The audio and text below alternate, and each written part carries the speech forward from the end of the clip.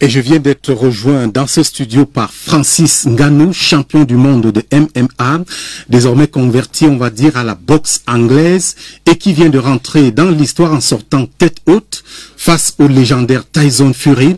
Francis Ngannou, bonsoir et bienvenue. Bonsoir Romain. Alors, dites-moi, comment vont vos mains après avoir tapé si fort samedi dernier? Je n'ai pas tapé très fort, et mes mains vont très bien.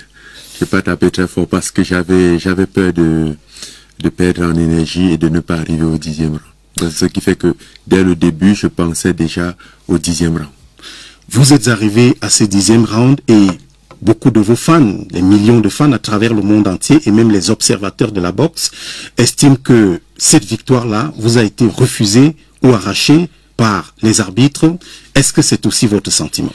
Oui, c'est mon sentiment, mais je n'étais pas surpris parce que je m'y attendais. Je savais que, bon, j'étais, comme j'ai dit plus tard, j'étais un peu comme un lion au milieu d'une meute de hyènes.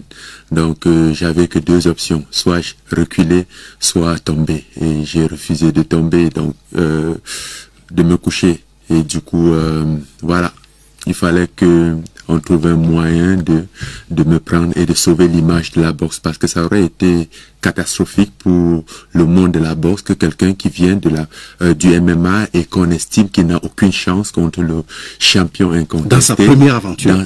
Dans sa première aventure, vient et gagne face au champion du monde. Du coup, ça déstabilise tout le système, tout l'écosystème de la boxe anglaise qui est en place et qui est un gros business. Donc, je n'étais pas surpris. Tout juste après ce combat, vous sautez dans le premier avion pour rentrer au pays alors que plein de monde vous attendent partout, vous sollicite partout. C'était pour venir fêter votre performance au village, au pays, ou alors c'est un voyage qui était prévu?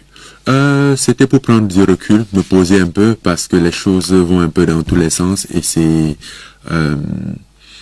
un peu étouffant, voilà. Et ça m'aurait fait du bien de venir au pays. Bon.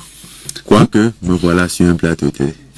Et vous êtes le bienvenu. Après avoir été pour la première fois dans la rivière de la boxe anglaise, pour prendre la température selon vos propres mots, est-ce que vous abandonnez définitivement l'UFC pour cette discipline? Abandonner l'UFC, oui, j'ai abandonné l'UFC il y a très longtemps. Par contre, le MMA, qui est le sport en lui-même, j'ai pas abandonné parce que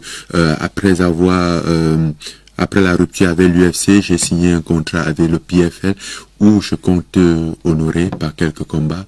Donc, pour l'instant, je suis un peu entre deux. Je vais peut-être alterner, mais qui sait? On verra les options. S'agissant d'options, et nous parlons là du futur, après donc ce combat, what next?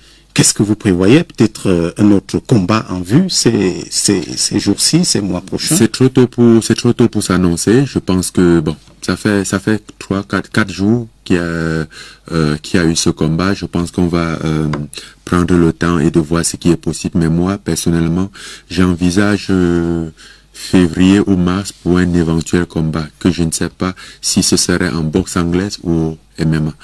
Vous préférez garder le suspense? Non, pas que je préfère garder le suspense. Le problème, c'est que Tyson Fury, il a un combat booké contre Alexander Usyk, qui normalement, entre guillemets, ils ont prévu ça pour le 23 décembre, ce que à la base j'étais surpris et j'avais même fait un tweet qui s'adressait à lui en disant mais je ne sais pas où tu comptes aller le 28 octobre, mais je ne vois pas comment est-ce que tu peux combattre directement le 23 décembre. Mais bon, apparemment... Après ce que vous lui avez fait subir. Après ce que je comptais lui faire subir. Alors, le staff qui vous a accompagné à ce combat, avec donc à sa tête Mike Tyson, vous comptez le conserver comme tel ou alors vous préconisez quelques... Ça, c'est pas ma décision. Je pense que ça dépend de Mike Tyson.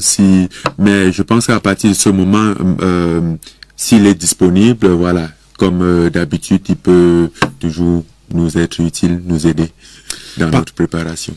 Par contre, ce qui dépend de vous, c'est ce que vous pouvez faire pour le Cameroun. Est-ce que vous avez des projets dans l'immédiat, peut-être pour la boxe, ou alors dans le cadre de votre fondation? Ah, il y a des projets qui sont en cours, effectivement, en parlant de fondation. Ça fait 5 ans que ça existe et on y travaille.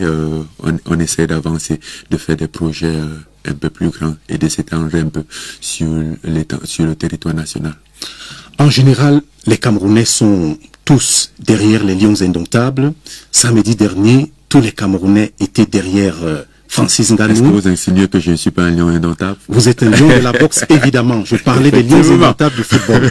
Et donc, est-ce que vous avez ressenti ce soutien, cette chaleur de là où vous étiez? Et qu'est-ce que cela vous fait? Si, j'ai ressenti. Je ressens très souvent la voix des Camerounais parce qu'ils sont pas petits. Même dans les réseaux, dans les voix, je sens la présence, le soutien des Camerounais, surtout dans des situations où je suis un peu bousculé. Voilà, je sens ce soutien qui est important. Et d'ailleurs, vous allez voir que même lors du combat, il y avait, en dehors de ma famille, il y avait beaucoup de Camerounais qui étaient présents. Tous les Camerounais de l'Arabie Saoudite se sont mobilisés pour venir me soutenir, et certains Camerounais qui avaient la possibilité de voyager d'autres parts dans le monde pour aller en Arabie Saoudite. S'il n'y a qu'un seul secret pour arriver au niveau où vous êtes et que vous souhaitez partager avec les Camerounais et le monde entier, c'est quoi le secret? Surtout quand on est Camerounais et Africain. La foi, la détermination, la persévérance. Et comme vous avez si bien dit, quand on est Camerounais. Et j'aime bien ce dicton qui dit souvent « impossible n'est pas Camerounais ». Donc. Francis Ngannou, si avant de terminer, je vous pose une question qui ne vous arrange pas, ou même je vous donne un coup de poing, vous allez réagir immédiatement, ou alors vous allez m'attendre après le journal. Je vais gérer. Vous allez gérer. Oui. Très bien. Merci. En tout cas, ça ne va pas arriver. Merci d'être venu et très bon séjour au pays. Merci, Romuald. OneXBet. Inscrivez-vous en utilisant le code promo BRIGADE et bénéficiez d'un bonus de 200% lors de votre premier dépôt. Faites ensuite vos paris et gagnez facilement votre argent.